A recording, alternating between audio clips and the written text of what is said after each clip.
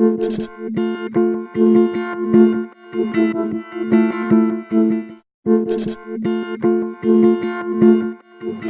ce qu'il faut pour les DRH, les directions de la formation, les directions opérationnelles, les directions générales, c'est identifier une population homogène, définir les enjeux auxquels cette population est actuellement confrontée ou va être confrontée prochainement, définir dans quelle mesure les compétences recherchées peuvent s'insérer dans le cadre d'un titre, d'une certification, se rapprocher d'un organisme certificateur ou d'un organisme de formation en partenariat avec un organisme certificateur pour pouvoir construire une réponse à ce besoin de professionnalisation de cette population.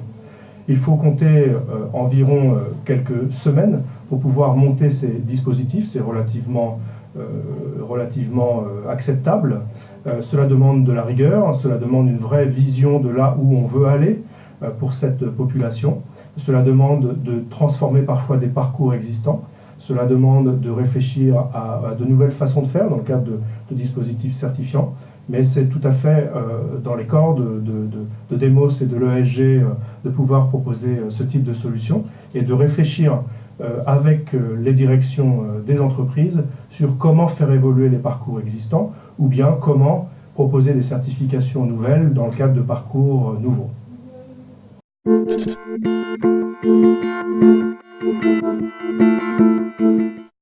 L'intérêt de ce partenariat est évident à plusieurs niveaux. Tout d'abord, apporter à la fois l'ingénierie de certification et des diplômes aux salariés, notamment dans le cadre de la réforme de la formation, et d'autre part, apporter les compétences en ingénierie pédagogique, en connaissance des clients, en connaissance des secteurs du groupe Demos, et de collaborer pour proposer des solutions intégrées qui répondent aux enjeux à la fois de transformation des organisations et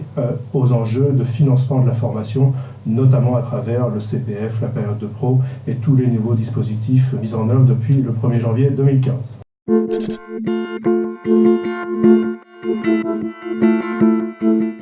Donc, au-delà des enjeux de transformation de l'entreprise, cela permet aux DRH de travailler l'employabilité de ces salariés, de leur délivrer des diplômes, de les faire monter en compétences, de répondre aux nouvelles contraintes de la loi, que ce soit sur l'entretien professionnel, de répondre aux nouveaux critères du financement des parcours de formation. Cela permet également de gérer des transformations assez fortes dans le cadre de conduite du changement. Je pense notamment à des transformations de type nouvelle organisation, évolution très forte des métiers, transformation digitale, nouveaux enjeux économiques, nouvelles situations concurrentielles, arrivée de concurrents avec des solutions disruptives sur le marché. Donc tous ces enjeux d'entreprise, qui sont des enjeux actuellement fondamentaux dans beaucoup de secteurs, la certification permet de prendre une population homogène et de faire monter assez fortement en compétences pour pouvoir répondre à ces nouveaux besoins, ces nouveaux enjeux, ces nouvelles performances qui est recherchée par les entreprises.